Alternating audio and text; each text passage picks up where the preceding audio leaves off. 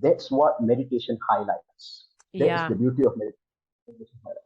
So if you what I talk about my book is you can read my book. You can read my book. So what I told my audience, I'm telling my audience now is you can read the book. You can read the book. But remember, each time you're reading the book slowly, uh, you are absorbing the knowledge in your intellect, your mind, your knowledge. But remember that your guardian angel, everyone has guardian angel. The guardian angel beside us will customize their message in this book to fit your daily life moment, your daily life context. Yes, it will fit into the context. So I'm not saying read every book, every page. No, read what your guardian angel, your intuition tells you to do. That's all. I'm not forcing anybody. Just read what your guardian angel says. Yes. Take it easy. Because spirituality is simplicity. Don't put too much of strains. I want this, I want to follow my book. You're going to exhaust yourself. So my book is to help my audience to be free in the flow, enjoy the moment, every moment in life, and also raise yourself, raise your higher, connect to your higher self. Yeah. And what I love about what you're saying is there's, some of these spiritual topics have as even as you mentioned, there's ways that people talk about them that lead people to do things the wrong way. Maybe people do things just to check a box to say, yes, I quote meditated when I laid down for 5 minutes and closed my eyes, but yet my mind was a million other places and thinking about a lot of other things. And then when you think about, you even mentioned the spiritual books or even, religions, and there's this, over the years, it seems like there's been this message that everybody has to do it the same way. And if they don't do it the same way, that there's something wrong with them. But what I love about what you're offering is you're saying, customize it for yourself. Take the pieces that work for you, take what you need in the moment and customize that for yourself. And I love that message because, first off, I personally can't see how it could be done any other way because no two humans are alike. No one's had the same experiences, all of that kind of stuff. But that understanding that we're not all coming from a cookie cutter, like a copy of each other doing the same things. And that there's so much freedom, I guess, in that, in being able to know yourself enough, be willing to go there within yourself and be able to go on your spiritual journey as yourself and not as a version of somebody else because you're trying to follow some path that doesn't even fit for you, but you're following it because so-and-so says you should follow it. And what I want to add on is like sometimes, we read a lot of books and then we have an idea of another thing also about male and females. Male and females, I think it shouldn't be comparing with each other or competing with each other because the reason is fire and water cannot be compared because they have their own individual powers that is given by the universe. So a woman should be like this, a man should be like this, yes. But we do not go and compete. Hey, I want to be like this, blah, blah, blah. You cannot. So that is something that we have to bring in. That's what meditation also teaches. Sometimes I'm competing every time. I want to compete. If I'm opposite gender. You're wasting your time. Why are you, if you're a fire, just be a fire. If you're a water, just be a water. So what does meditation tells us is to bring in if you heard about these two energies, masculine energy and feminine energy, which is actually situated at our spine, which is actually I taught in this book called Chakra Meditation. So the energies get balanced. So and when the energies get balanced, everyone has masculine energy, male energy and female energy inside them. So they are able to use it at the right time, at the right moment. Because some people also, they tend to meditate. They meditate and then after they become very soft. Especially sometimes guys, they become very soft. They still have you taken your breakfast? They become very soft. They say, why are you not speaking like a man? You need to speak up, man. Chest up, man. Stomach in, man. Right. But the guy, hi, how are you? The guy starts to speak like that because you ask him, what are you doing? I'm meditating. Come on, man. Meditation actually teaches a person to be what you to play your gender role properly and Yeah. also be balanced. That is the thing. The union. You cannot be comparing. Some people, you be a man means you be a complete man, but you're able to tap into the female energies when you need it. Because of course, if you're going to your partner, your spouse, or your female partner, you're a male, and then you cannot be going there with all your domination and aggression, and then you go and talk to her every time. She will feel, oh my God, cannot. This guy is killing me. That's when it happens. So you need to go a bit soft, delicate, gentle, loving, kind. So these are qualities. So you have to balance here and there. So a woman also has her male and female energies. So she has to bring in some masculine energies, of course, when she's protecting her children. When she's protecting her children, of course, the husband protects her, and then she has to protect her children. That's how she becomes strong, and then she has lots of endurance. So lots of things. So it's a balance. It's a balance. So each time we are comparing the fire and water is not proper thing. Meditation teaches us how to balance the fire and water, and then go connect to your higher self. Yeah. That's the girl. We also call it the alpha energies. Yeah. And so that balance and that understanding of self too, as we talked about at the beginning about the most people have the desire to run from the pain or avoid the pain and suffering, right? And they don't, nobody wants that. Nobody likes that. Nobody wants to experience that. But those feelings are a messenger. They're telling us something, right? And when we're not willing to listen to those things, when we want to avoid them, when we want to hide from them, we're not getting the message that our body, our soul, our spirit is telling us.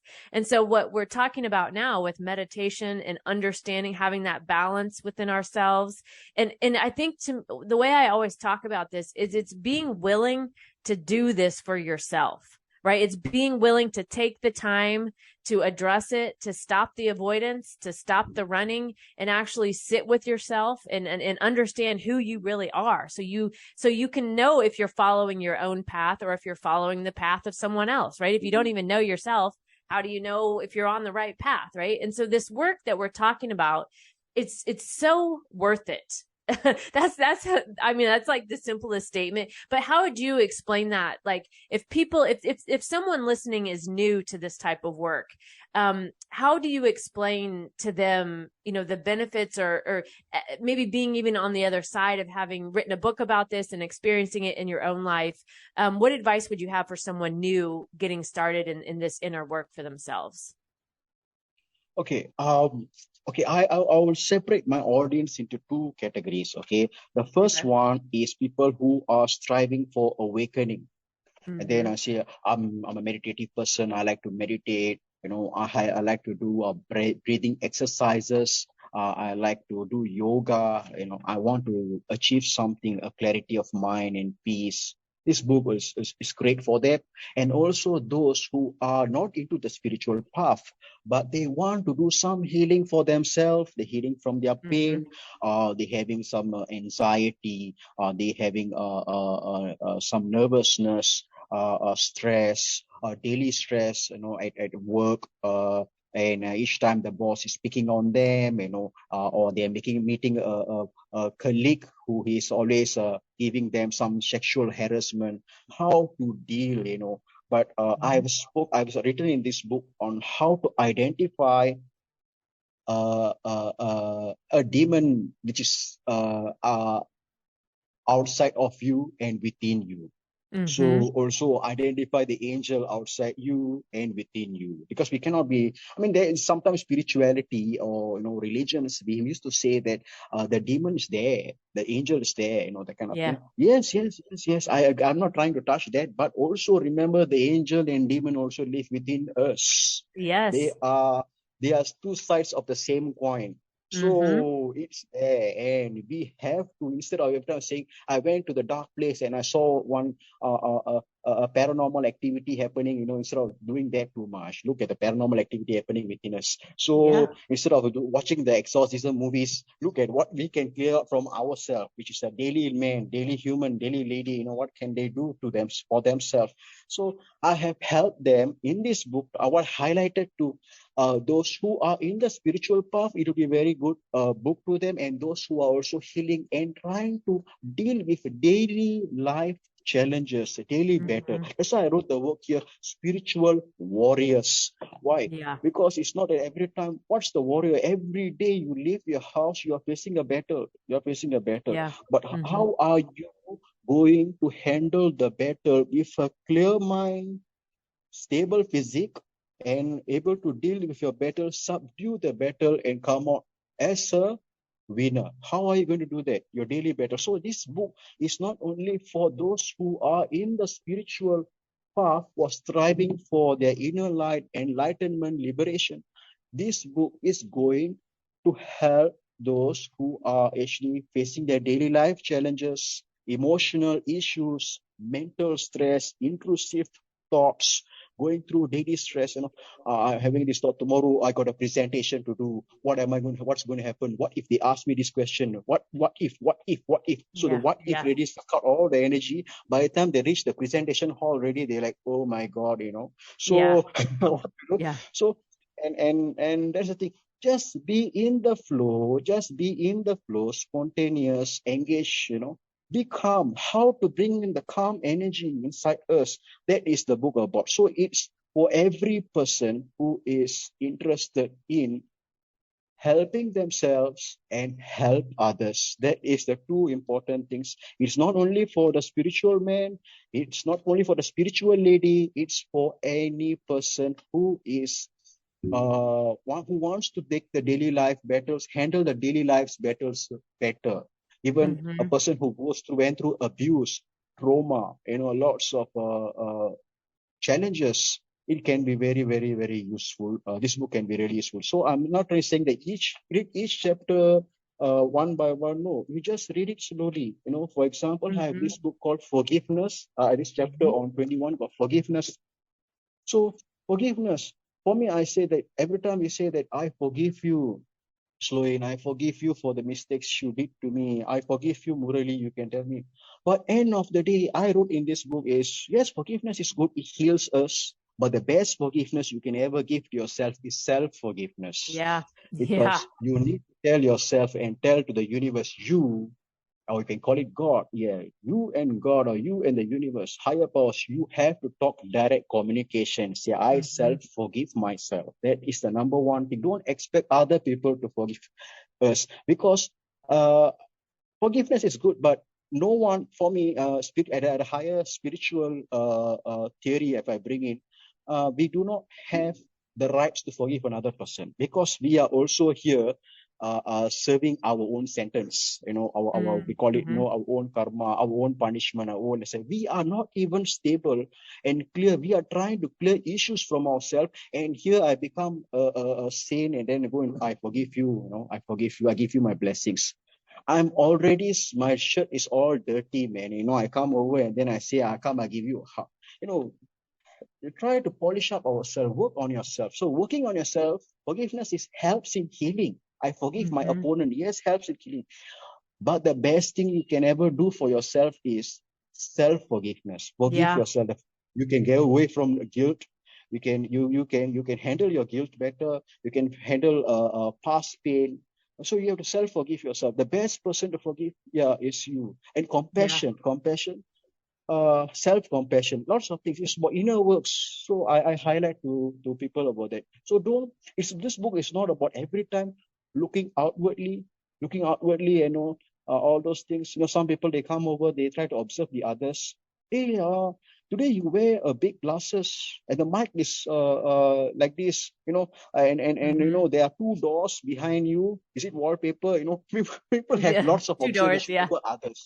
Yes, have a lot of observation. But the best thing is observe for your own well-being. But importantly, if you're going to observe another person 50%, remember to look into yourself 100%. Yeah, that's very good advice. Yeah, people are very good at looking at others. What kind of shoes you wear today, but they haven't even bought a socks for them yet. So yeah, because it's easy to point the finger at others and not be looking at our own selves, when generally what we notice in others is what we're missing in our own selves usually. There used to be Murali, sure. Yeah, we're coming up on the end of our time. So, and I want to just okay. thank you for joining us and just sharing your enthusiasm